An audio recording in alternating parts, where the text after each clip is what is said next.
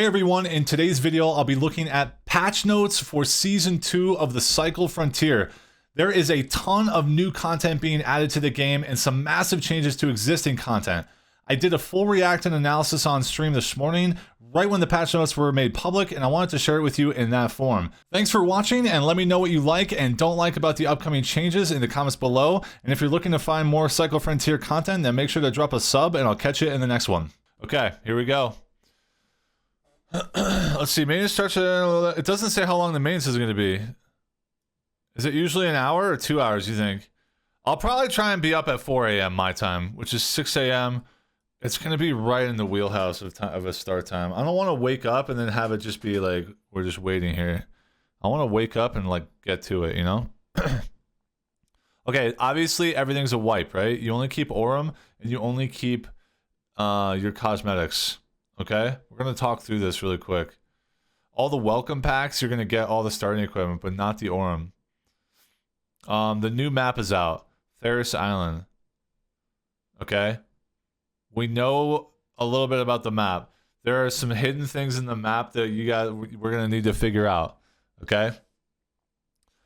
They already teased it. They already said that you're going to be able to upgrade your gear with like perks and stuff. So that's where we're going to go. This is the forge, okay? This is the forge. This is where you're going to upgrade your gear. This is them teasing this right here. All right? Salvage tokens, I think, reset as well. Yep. I'm not supposed to talk about... I'm not going to talk about anything because I know more than that. I'm not going to talk about anything as it relates to that until we get there. Crescent Falls and Ferris Island are now behind campaign progression. Access to Crescent Falls is granted upon completion of the first quest lines where prospectors gain the trust of the factions. This is basically a potato. I feel like it should probably be more than that. Because basically this is to try and combat cheaters from like just making a new account and going right into Crescent right away. But because this only takes like, I mean, it takes like 5 minutes. I guess it's better than nothing, but I would have rather seen it maybe locked behind, you know, one of the first full quest lines of 6 quests. You know how it is? You know how there's like the first few quests, there's like multiple stages of it? Like make it be one of those. I feel like that would have been better. Ferris Island can be accessed roughly halfway through the campaign. Ping restrictions, another anti-cheat thing, are implemented and are adjusted over the course of the next few days. Ping restrictions will be tweaked based on region. The goal is to make region hopping and other ping-based foul play more difficult. So basically, when I play on West Coast, I better not be running into freaking I only speak Mandarin boy all day long, okay? That shouldn't be allowed anymore. I swear to God, if they find a way, I'm gonna be pissed. I don't know what the ping is from like China to West, but that should be a restriction. This system can be easily modified and tweaked over the next few days in order to strike a healthy balance. Adding a trusted status queue to the game to hamper the creation of alt accounts and separate them from existing player base. This is a huge one for them, okay? The ping one is huge. This one is huge. This system is a first step in deterring the process of creating alternate accounts, specifically in regards to ban dodging. It will work automatically behind the scenes, looking at many hidden factors such as account age and purchase history to determine trusted status. Trusted parties will get their own separate matchmaking queue with other trusted parties, and vice versa for non-trusted players. This is huge, chat. This is like their butter right here, because now basically they're saying that if I make a brand new account and I buy like a skin, I'm probably going to instantly be put into a trusted party. I'm not going to know it, but I am, right? And all the cheaters don't buy skins, so any account that's new, they're all going to be fighting each other. The hackers is basically what this is trying to protect and create. Trusted and non-trusted players can still party together, but be placed into non-trusted queues. Oh shit! But you don't know if you're trusted or not. So everybody buy the battle pass. This is the first step in our efforts to make alt account spam more difficult. We'll be adding to this system over time with more barriers. Improvements to our anti-cheat detection, internal detection methods to automatically ban cheaters. Love it. Backend improvements to the game to make the actual development of cheats more difficult. This is kind of sick. The ability to reconnect after losing your connection or crashing has been added to the game. Sweet. Reconnect. This, of course, has its limits, and you'll be vulnerable while reconnecting. Yeah, you're probably just standing there. As in Season 1, the paid version of the Fortuna Pass is $9.50, includes XP boosts, prospector skins, all the usual stuff. 2 amazing new prospectors, the Cultist and the Explorer. I think this is probably the Cultist here, and this is probably the Explorer, if I had to guess. I don't know. 2 prospectors. Oh, yeah, it is them. Okay, done. Various weapon skins. This skill looks kind of cool, although I'm not a big fan of gold. This looks tater, and this looks mid-grade. We got the supply crates. Oh, weapon crates. Okay, I wonder if the weapon crates are going to be more just like weapons only. Like randomized rolling on weapons. That'd be kind of sick. The Abyssal Alloy to support your journey on Tharos. I think you might need this kind of stuff to do the upgrades. I don't really know.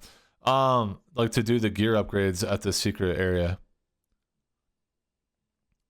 Many different cosmetics. Got it. Prime time. Prime time is back, chat. We wanted it, and now we got it. All right? Everyone's going to be glowing. Okay? All kinds of outfit, like, customizations. Let's see. She will be available the whole duration of Season 2. Just check out the bundle section in our shop and get it directly from your platform of choice. Obviously, I'm buying that. I really want the other one, though, but I'll take this one. No problem. Let's see. Here we go. Gear. Armor and shields. Increased armor and penetration values for exotic weapons, helmets, and shields from 29 to 30. So even though it's 1, it's still a kind of a nice chunk. Increased armor and penetration values for legendary weapons, helmets, and shields. There are no legendary shields. From 32 to 33. Well, I don't understand this. I read this earlier and I didn't understand it. Rare restoration shield crafting recipe changed. Rattler skin increased from 5 to 8. Tactical rare increased from 5 to 8. And Ivy. Do people actually craft that? Yeah, sorry. The servers just went down again. Cathriel, I'm gonna be playing the Cycle Frontier again tomorrow. This is we do a lot of Cycle Frontier on this channel, and there's a big season update tomorrow. So we're just gonna go through this, and this stream is pretty much nearing its end since they're gonna be down for like an hour or two, and I'm not waiting around for it. I wish that the Dark and Darker was up. Sorry. I don't understand why they did this. Weapons, PDW, increased damage from 9 to 10. That's actually pretty good. Bolt action, nerfed from 6,800 to 10,000. Manticore projectile speed increased. That's a buff, dude. Yo, maybe I'll go right to the Manticore. Scrapper damage 10 to 11 buffed. Maelstrom reduced spread by 20% buffed. ICA guarantee reduced horizontal recoil by 25% buffed. Basic Lancer reduced projectile speed by 10%, increased refire time from 0.26 to 0.35. Massive nerf. Massive nerf, guys. I played with both of these guns, by the way, over the weekend on the new map. And I noticed the difference in the guarantee right away, and I noticed the difference in the Lancer right away. The refire time thing is so cringe, dude. You're literally pressing fire, no bullets are coming out. Just saying. Flechette, projectile speed increased by 10%. Okay. Gorgon, buffed. Increased shots per burst, 11 to 15. Reduced vertical recoil by 15%. Big buff. Advocate, nerfed. Reduced damage from 11 to 10. Basilisk, increased projectile speed by 20%. Buffed. Comrade. Reduced projectile collision size. Oh, is that like the splash damage? That sounds like a nerf. There's 3 grenade types now, chat. There's the gray grenade. Or maybe it's the white grenade, the green grenade, and the blue grenade. All with different damage values. Penetration. Gas grenade can no longer be bought at the shops. Let's see. Since tactical helmets and tactical shields now have some armor value. The same armor value as regular shields. Oh, they didn't say that. They didn't say that.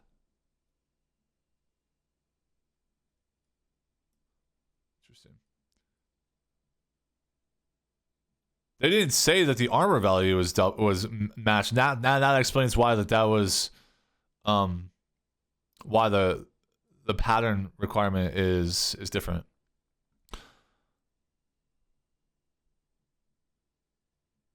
Codex, don't care. Crescent Falls, loot tiers have been rebalanced in the northwest part of the map. Nutrient Warehouse is now tier 5. Homes has been updated to tier 4. A new key room has been added to Nutrient Warehouse. A number of spawn points have been removed in the northwest and east. Thank God. The spawn points around the back of pumpkin fields and hay fields have been pulled apart to help prevent spawning next to players. Good. So this is the original, right? And now it's purple here. And these surrounding houses are now purple. You guys seeing this? So these are all tier 4 now. Kind of the surrounding houses area, which is smart. This is good. This is good. These are good adjustments here. AI, dude. Jesus. The Marauder. Increased weak spot damage multiplier from 5 to 10. Increased first stagger threshold from 10% damage within 1 second to 30% damage within 1.5 seconds. We got to talk about this. Increased second stagger threshold from 20% damage within 1 second to 50% damage within 1.5 seconds. So basically, well, I'm going to keep talking and then we'll jump back to this. Changed its out of combat behavior. It'll move around more within its roaming radius. Combat. Puddle attack. So when Jeff launches the meatball, not the laser meatball, but the lob meatball, that's what this is. The puddle stays on the ground for 30 seconds instead of 10 minutes, but it's twice as damaging as before. 10 damage per second instead of 5. The trajectory of the projectile was slightly revised to make it less likely to hit ceilings and caves. Increased frequency of use while out of melee range, resulting in more puddle throws being spit attacks. New melee attack. Added a quick swipe that does not expose the Marauder's weak point. Melee pattern now alternates between that new quick attack that needs to be dodged and the old heavy attack that needs to be interrupted by staggering the beast. Okay. I fought Jeff. Okay, guys?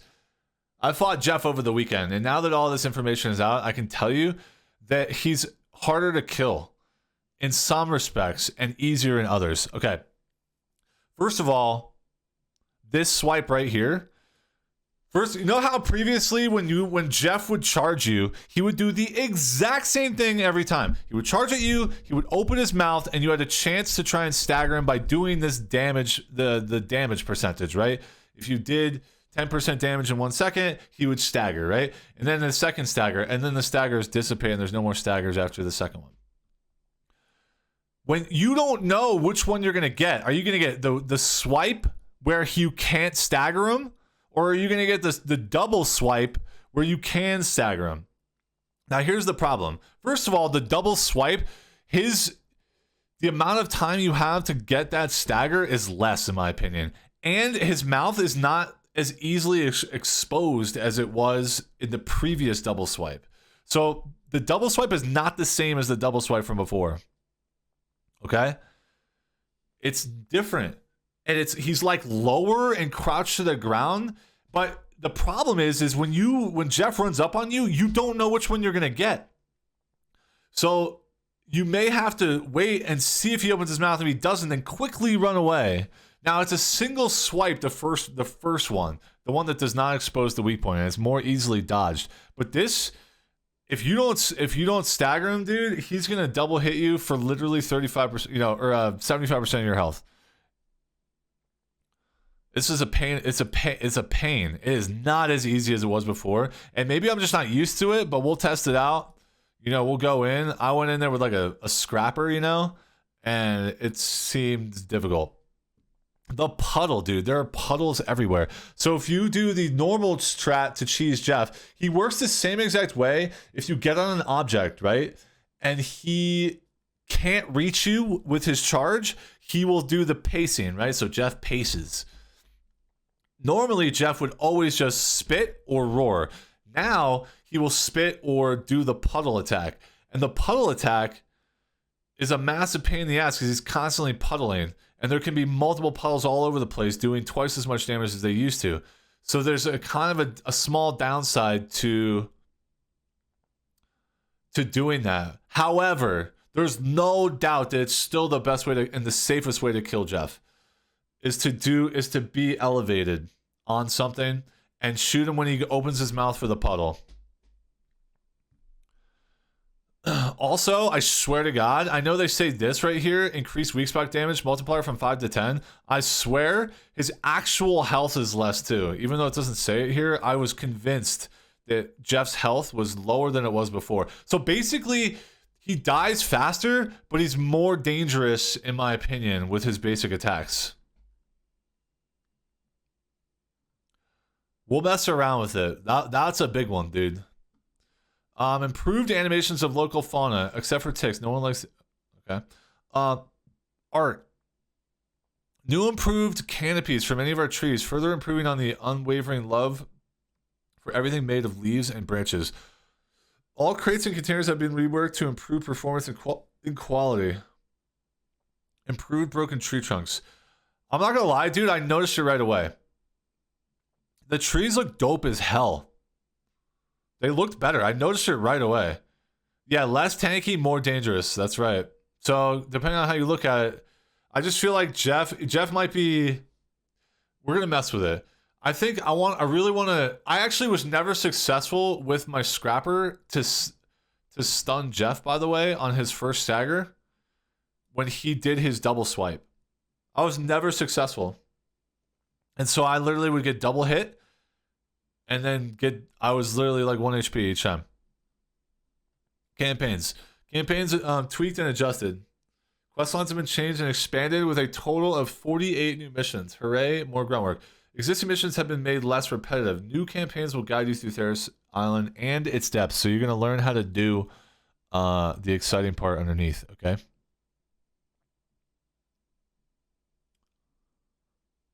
Word. This is big. Miscellaneous. Changed adjusted the durability of keycards. Good things these don't break so easily in the real world. So basically, server buffed, mine buffed, tall house buffed, observatory buffed, skeleton nerfed, armory same, luggage massive nerf, bosses massive nerf, janitor buff, garage nerf, overseer buff, loose house buff, labs, bar, and community massive nerfs. I think that this one is 8 and these two are 5 because you don't get the bar key from a campaign mission, but you do get the lab key and the community key. So people feel like, I guess that they felt like, I don't know, but only being able to use it 5 times, that's crazy. Considering how hard they are to get, I wonder if they alter the drop rates a little bit. We've added a lot of new loot points, natural resources, mining nodes, and questline relevant items. Okay. More varied NPC lines. Thanks to a budget increase for voice acting, lol. Increase the frequency of distant lightning strikes during a storm by about 50%. No worries, they're just lighting up the environment. They can't damage you. Okay, so we're not going to get that change that we were hoping for with the reduced amount of lightning strikes in the storm that we were experiencing during the event. Damn. Increased overall stash size. Here's another big one coming, chat. Oh, increased overall stash size by 5. They added weight to the scripts and to old currency. Old currency now weighs 0.001 and scripts now weigh 0.1. This is the first step. Additional changes to scripts and old currency are being discussed as an effort to combat real money transactions. This means no more infinite stacking of these items in your safe pockets. As compensation, everyone will get increased stash size to 5. That's pretty nuts. That's a big change. Shock grenades can now be found in daily crates. Shock grenades? Wait, what's a shock grenade, chat? Wait, what? What is a shock grenade? In addition to refining nickel on a station, it is now possible to upgrade Titan ore and Veltosite of all qualities via crafting. Veltosite can't be crafted, can't be upgraded to the hearts. Ha ha ha! But the pures, yes. Okay, so that's good. Player quarter upgrades of higher levels will now require some new Theros Island materials. Changed weight and stack of meteor cores and some legendary items. Meteor cores can now be stacked to 3. Veltosites can be stacked to 3, but they now weigh 10 and not 3. Strider heads reduced from 10 to 5. All the heads got reduced from down to 5. Heavies and matures got reduced down to 3. Adjusted and polished several first-person animations for weapons. Oh, is that like the reload or whatever? I've never heard of a shot grenade. What the hell is that? Is that a new item? Sonic Boom. Oh, that's cool.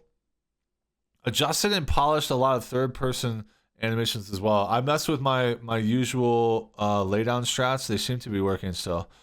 Made improvements on several game sounds. I also checked you can still get on top of crash ship. I didn't see any of the jumps adjusted.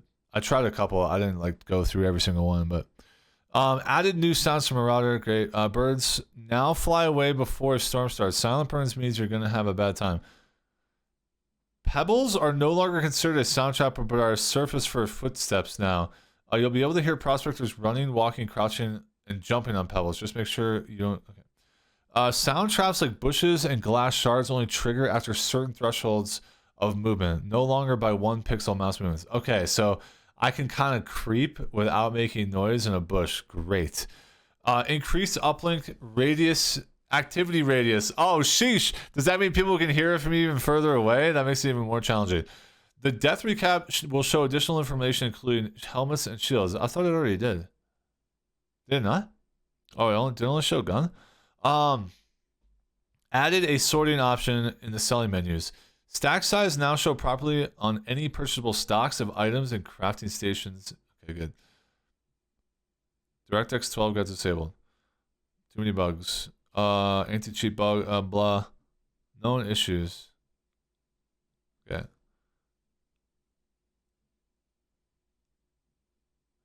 Close Beta 1 contest winners will now have their name in-game now. I'm still mad about this, by the way. Let's see. Please add streamer items, and then I'll get over it.